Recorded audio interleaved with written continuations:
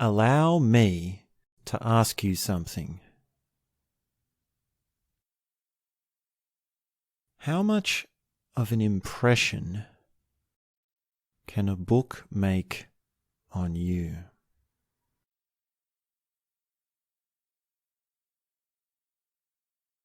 How much can you be affected by a book? And there are many things that reading does. There are many things that reading can do. And there are many ways in which we could answer this question, how a book can make an impression. We might say that a book has affected us emotionally. It's a book that really moved us, brings you to tears, stirs feelings in the heart.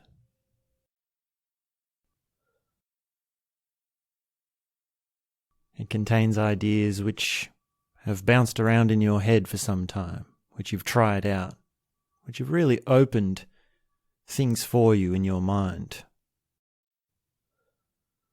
We could say that a book has expanded your perspective.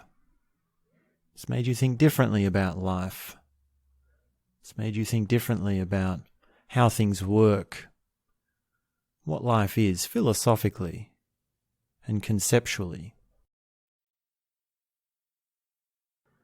And it might be that we say that a book affected our psychology. It affected our values.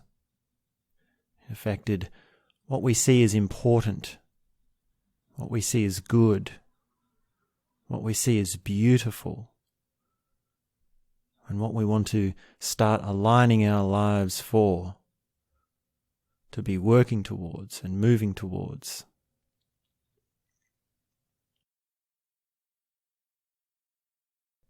It might be that a book has changed how you feel about your relationships. It's made you reevaluate your relationships, what you want to say to the people in your life, how you want to be around them, how you want to understand them, how you want to relate to them, just in general.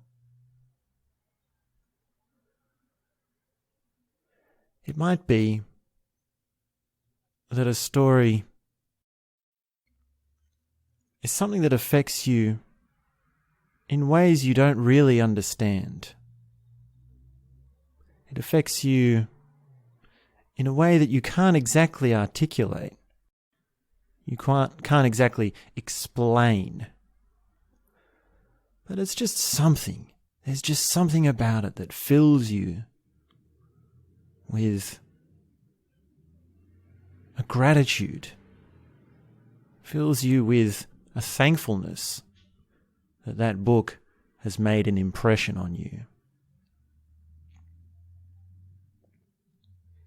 And there's many forms of stories. There are long stories and short stories. There are personal stories and impersonal stories. There are stories with a message. There are stories with a cause and stories with a call to action. And there are true stories.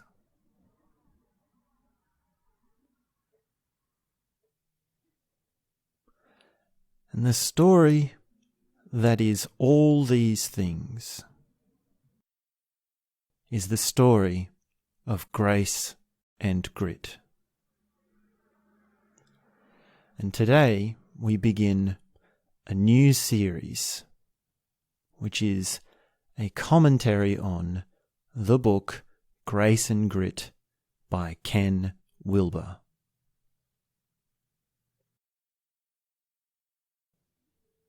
And this, by every measure, is one of the books that has made the deepest and most lasting impressions on me.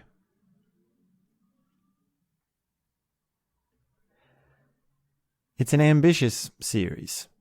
I say to myself, and I must honestly confess to you, because it is such a deep story, and there is so much to it. And there are many approaches to commentaries.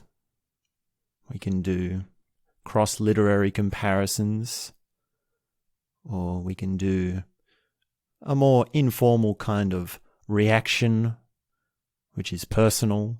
That is to say, well, this is just my personal reaction to it. And then we can do explanations, or finding new examples of how the concepts that are described can apply to everyday life, and more specifically to my life rather than just the life of the general audience. And therefore, by example, these applications can be applied more broadly. And I do this with sincerity. I do this with a humbleness. And I do it only to draw more attention to this story. I only do it for education and criticism or commentary purposes only. So there's no affiliate marketing at all. There's no gain in this for me personally. And it's really, to be honest, just the best way and the only way I can think to fully express the impression that this story has made on me. Now, many people talk about what they like with their friends, and many people write letters to the author. Many people do all sorts of things about the books that they love and the stories that they love. And this is just my way, is to talk about it here. This is just my way to create something. And it will be personal, and it will be inseparable to my personality. And that's why I've called this series Impressions of Grace and Grit. It's not an academia analysis of the book. It's not even an integral analysis of the book. It's really a layman's version of integral theory. And I did release an episode previously which was titled A Buffoon's Tribute to Ken Wilber, or a Buffoon Explains Integral Theory, something like that. And that was sort of a broad introduction to integral theory itself, which is Ken Wilber's philosophy, and which appears in different forms in this book, Grace and Grit. And I was also considering calling this series A Buffoon's Impressions of Grace and Grit, because I wanted to recognize that the story is so much further beyond me. It's so much further beyond anything that I've experienced. It's so far outside my realm of life understanding, my perspective.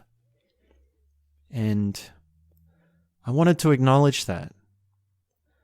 And I wanted to say that I'm very humbled to be speaking about this and how meaningful it is. And it will be colourful. There's a lot in this. It's a story that has really the full spectrum of consciousness covered. It's got therapy and intrapersonal, both collective and individual. And it's got all sorts of inner world explorations and awareness and consciousness and perception.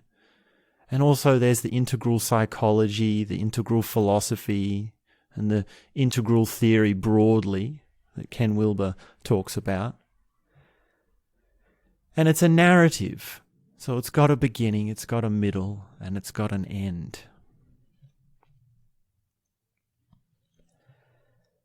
And I will say, probably most importantly, that this story takes courage. It takes courage to read it. It takes courage to realize its full implications. And it has a gift that you can carry with you for the rest of your life if you are able to step up to that courage. And I would also be very understanding if you could be patient with my courage and the limits of my courage when we come up against them as we go through this series, because it's bound to happen. I know I will falter at times. I know I'll make mistakes. I know there will be things that aren't quite right. And I'll do my best.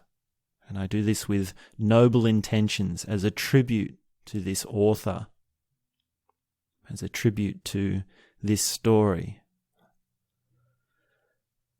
So that's some of my thoughts and feelings surrounding the beginning of this series. If you haven't read the book, then I highly recommend it.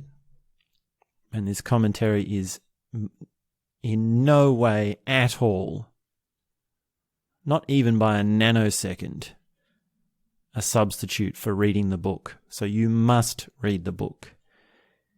If you have read the book, well, maybe you'll enjoy this series, this commentary more. Maybe not. Maybe it will. I hope it's, I hope I'm not showing too much of my self-doubt. Like, the self-doubt has to be, I have to acknowledge it, but also there will be points where we have to move on and just get into it. And those points are coming. Those times are coming. But if you haven't read the book, you can still listen to this series. And I hope that at least part of the way through, you realize that you have to read this book. This is a book that you must read. This is one of the lifetime, all-time must-read books. This is in the top highest percentage, the highest tier. This is one of the books that everyone must read. It is a story of the ages. It is a timeless story. It's a story with so many depths to it and such a beautiful message that it really must be read all over the place. So there is also a movie on this book, and I haven't seen it. I think it comes out, I think it's already out or it's coming out either this year. It was meant to come out this year, but I haven't seen it. I don't know if it did come out because we had the pandemic breakout at around the same time it was meant to come out. So I don't know if it's out.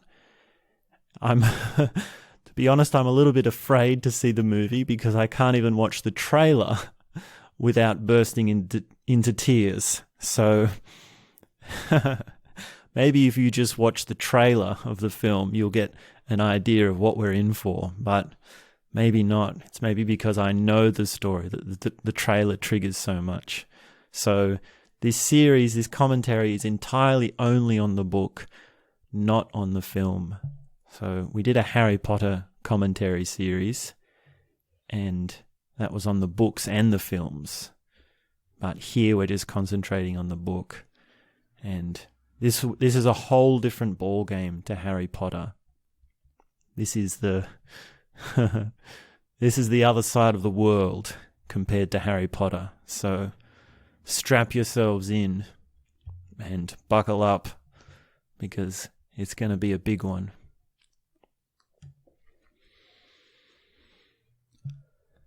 So I'd like to read the preface to the second edition, or the introduction to the second edition. And then we'll talk a little bit about the structure and format, a little bit, if I feel to, however we end up as this conversation unfolds. But as I read this, so much of the story will be revealed, and you'll get a taste of what we're in for. And just to set the scene a little bit, the stories of Ken Wilber and his wife Treya Killam Wilber. And it's her story as well, as there are many excerpts in the book from her from her journals, her personal journals. So just allow me to read this introduction. I'll read basically all of it. Now, this how much quotation we do throughout the series and how much commentary and where I decide to focus on and which impressions I choose to illuminate is something that's still open. So I just thought the introduction would be a great way to set the scene. So this is what Ken Wilber writes for the introduction to the second edition for Grace and Grit.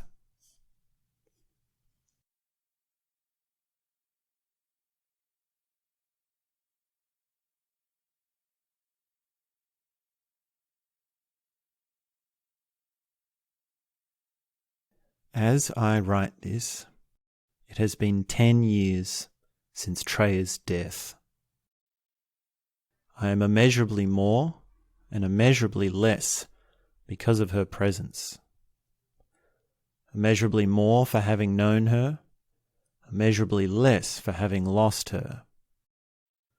But then, perhaps every moment in life is like that, filling you up and emptying you out all at the same time. It is just that oh so rare that such a one as Treya is with us, and thus the joy and the pain are all so intensely amplified. There are as many Treyas as there are those who knew her. What follows is my Treya, and I'm not saying it is the only Treya, or even the best, but I do believe it is a full account, fair and balanced. In particular, it makes liberal use of her own journals, which she kept on and off for most of her adult life, and which she kept almost daily during the years we were together. I had always intended to destroy these journals after Treya died, and without reading them myself, because they were so intensely personal for her. She never showed them to anybody, not even me. Not because she was reclusive or private about her real feelings, and thus had to hide them in her journals. On the contrary, one of the most extraordinary things about Treya, in fact, I might say the single most astonishing thing about her, is that she had almost no split between her public and her private selves. She harboured no secret thoughts that she was afraid of or ashamed to share with the world. If you asked, she would tell you exactly what she thought about you or anybody else, but in such a non-defensive, direct, straightforward way that people rarely got upset. This was the basis of her enormous integrity. People trusted her right from the start, because they seemed to know that she would never lie to them, and as far as I can tell, she never did. No, I had intended to destroy the journals simply because when she wrote in them, it was a special time for her to be alone with herself, and I felt that nobody, including me, should violate that space. But right before her death, she pointed to her journals and said, "You'll need those." She had asked me to write about our ordeal, and she knew that I would need her journals in order to convey her own thoughts. In writing Grace and Grit, I read through all of the journals, around 10 large notebooks and many computer files, and was able to find excerpts on virtually every topic covered in the following pages, thus letting Treya speak for herself in her own words in her own way. As I read those journals, it was exactly as I had suspected. There were no secrets, no items that she had not generally shared with me or with her family and friends. Treya simply had no split between her public and private selves. I think that was exactly part of her enormous integrity and I think that was directly related to what can only be called her fearlessness. There was a strength in Treya that was absolutely fearless, and I do not say that lightly. Treya had little fear, because she had little to hide from you, or me, or God, or anybody. She was transparent to reality, to the divine, to the world, and thus had nothing to fear from it. I saw her in much pain. I saw her in much agony. I saw her in much anger. I never saw her in fear. It's not hard to understand why people felt alive in her presence, vivified, awakened. Even when we were in various hospitals, with Treya undergoing one gruesome indignity or another, people, nurses, visitors, other patients, their visitors, used to hang out in her room just to be around the presence, the life, the energy that seemed to radiate. In a hospital in Bonn, Germany, I remember waiting in line to get into her room. She could be obstinate. Strong people often are. But it came out of that core vivid presence and wakefulness, and it was bracing. People often came away from Treya more alive, more open, more direct. Her presence changed you, sometimes a little, sometimes a lot, but it changed you. It drew you into being present to the present, capital P. It reminded you to wake up. One other thing. Treya was remarkably beautiful, and yet, as you will see in the following pages, she had almost no vanity, which was amazing. As much as anybody I have ever known, including some very enlightened teachers, she was unself-consciously herself, just so. She was simply and directly present, all of her. The fact that she had little self-consciousness made her even more right here. Around Treya, the world became immediate and focused, clear and inviting, bright and honest, open and alive. Grace and Grit is her story, and our story. Many people ask, since I was so careful to include Treya's own writing and her own voice in the following pages, why I didn't list her as co-author of the book. I had thought about doing so from the beginning, but conversation with editor and publisher made it increasingly clear that to do so was misleading. As one editor put it, a co-author is someone who actively writes a book with another person. This is different from taking someone else's writing and weaving them into a book.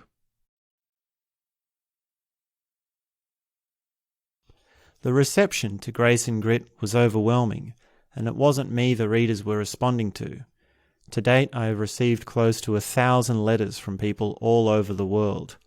An unprecedented percentage write to tell me what Treya's story has meant to them and how it has changed their lives. Some have sent pictures of their baby daughters named Treya, and I can tell you, as a purely objective bystander, that they are the most beautiful little girls in the world.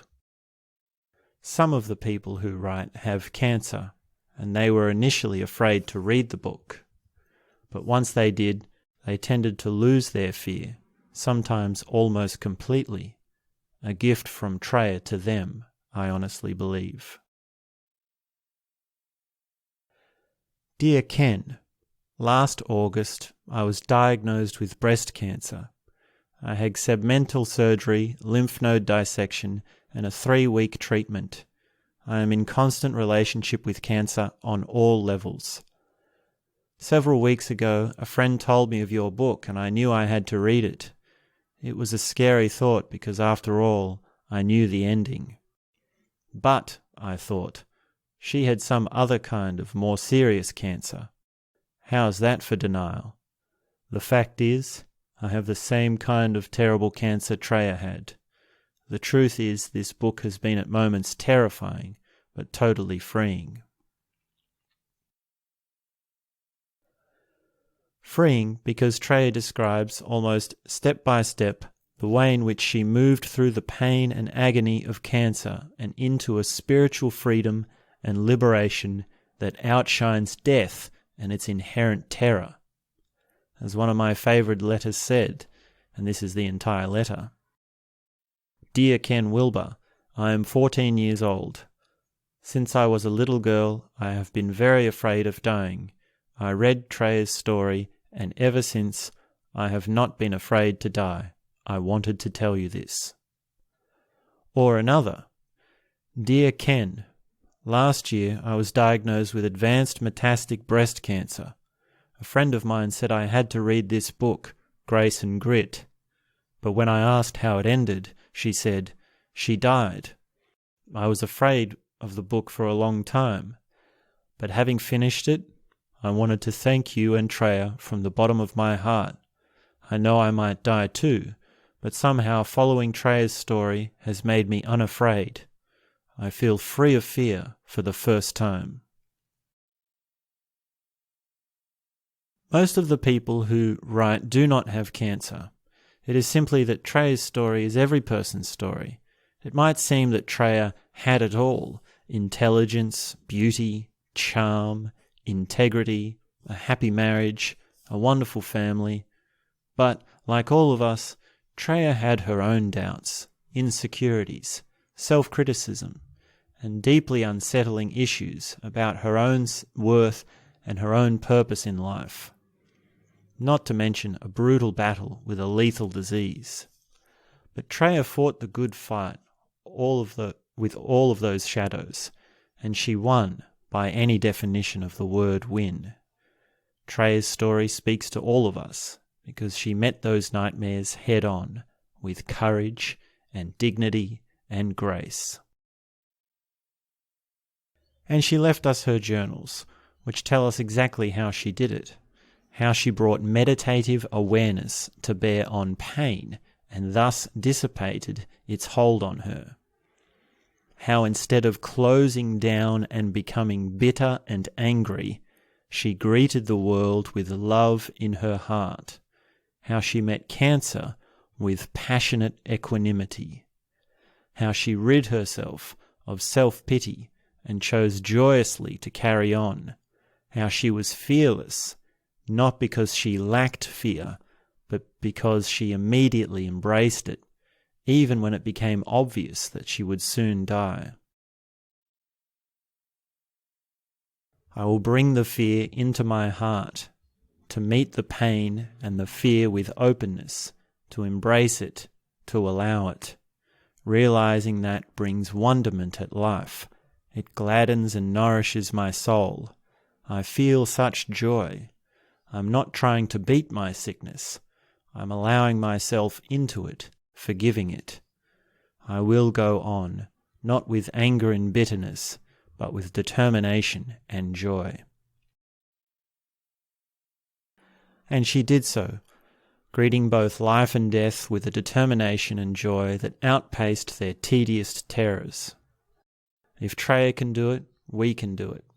That is the message of this book, and that is what people write to tell me about, how her story moved them to remember what really matters, how her attempt to balance in herself the masculine doing and the feminine being spoke directly to their own deepest concerns in today's world, how her remarkable courage inspired them, male and female alike, to carry on with their own unbearable suffering, how her example helped get them through the dark hours of their own nightmares, how passionate equanimity installed them directly in their own true self, and why all of them understood that, on the very deepest level, this is a book with a profoundly happy ending.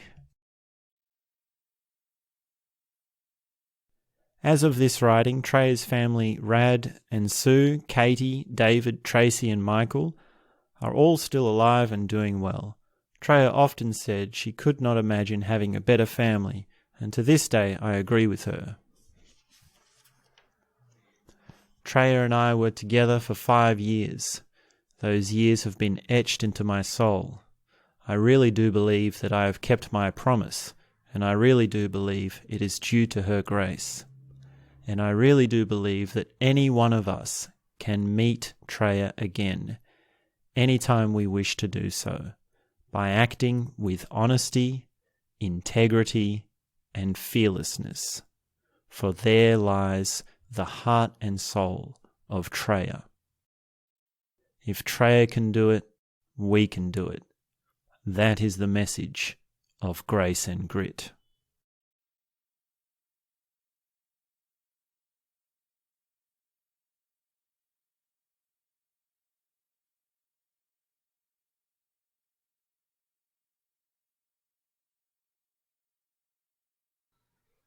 So this is what we're in for. We've got a famous author, Ken Wilber, who meets a woman and they fall in love and get married, and she is diagnosed with breast cancer.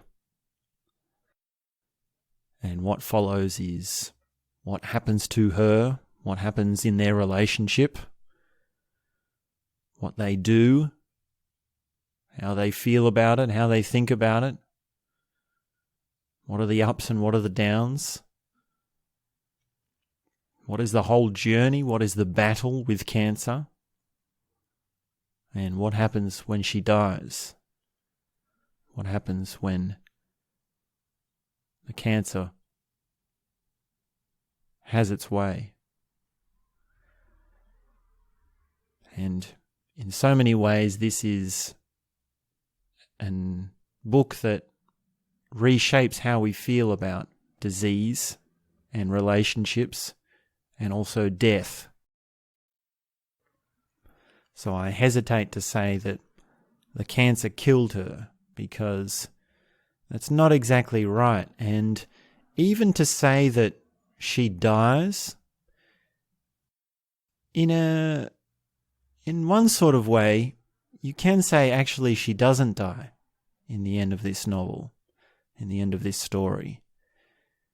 So that's something we'll be looking at. That's something we'll be addressing, or that this story addresses. And also another just astonishing thing to consider is this. Well, Ken Wilber's written this book, so he's been through this life experience. He's had some time to process it, and then he's written the book in his own time, in his own way. It's a retrospective for him. That's one half of the book. But the other half is her raw journals. Treya's raw journals. Now, let's just take a moment to appreciate that. Let's take a moment to really understand the significance of that. Because when you write a journal, I don't know if you've ever done this. I highly recommend it if you haven't. But when you write a journal, there are some things you read back over and you think, oh, that's terrible. My goodness, how did I think that? Or what I thought about a certain thing, or how I felt about a certain thing is completely changed. And of course, there are also good bits. There are all sorts of bits to it. There are all sorts of ins and outs and things that fit or don't fit. There's a harmony within you. There's an amount of honesty and holistic being in you. And how much of the shock it is for you to read back over your journal is real. That's an indication of how much harmony you have. And to publish a journal, well, normally what happens is you go through and you edit it, and you cut out certain bits, or you do certain things, and you reinterpret how you felt at the time by wording it differently and shaping it into a better version. It doesn't mean you're changing how you feel, or there's an integrity there. It just means that, well, when you write and you release a book, there's always a refining process. There's always working it out. There's always something. There's a step. There's a process. There's a step in the process that involves a polishing off. Now, what's happening here is partly that on the side of Ken Wilber and placing the story together. But in the case of her journals, we're getting what she actually thought at the time. It's 100% raw. And I don't want us to forget the significance of that. I don't want us to forget how raw that is. She wrote the journals at the time she was experiencing what she was writing about. And if we keep that in mind as we go through this, then it just makes it all the more remarkable. It makes it all the more astonishing. And it really speaks to her integrity and her fearlessness, as was discussed by Wilber in the foreword.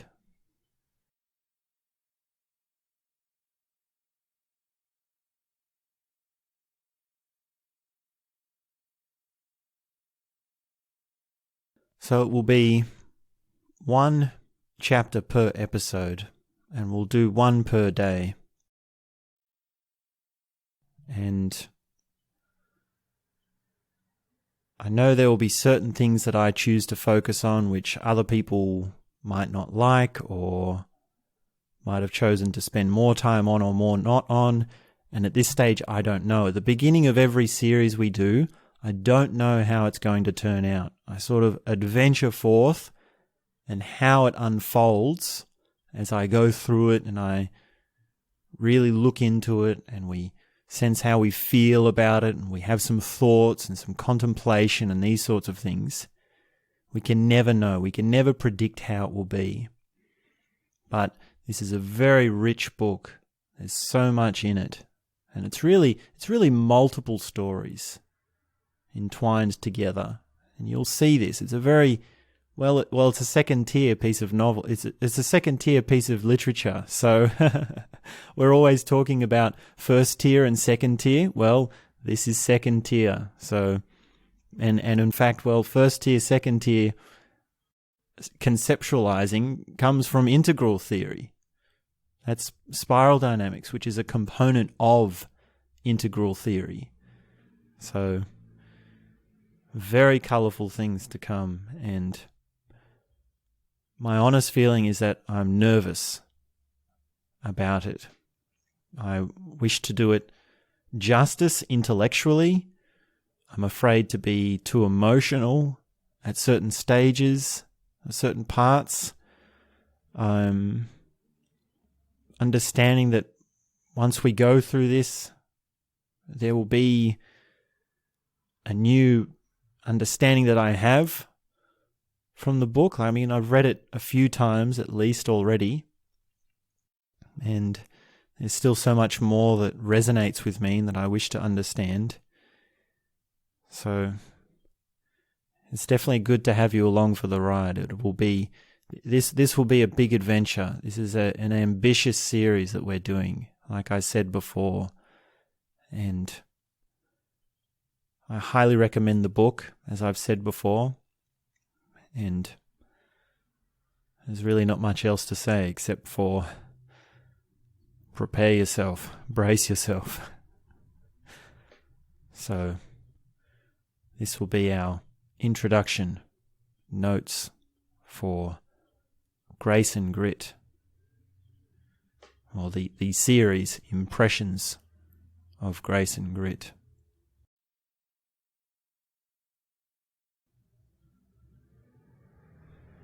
So we'll see what happens.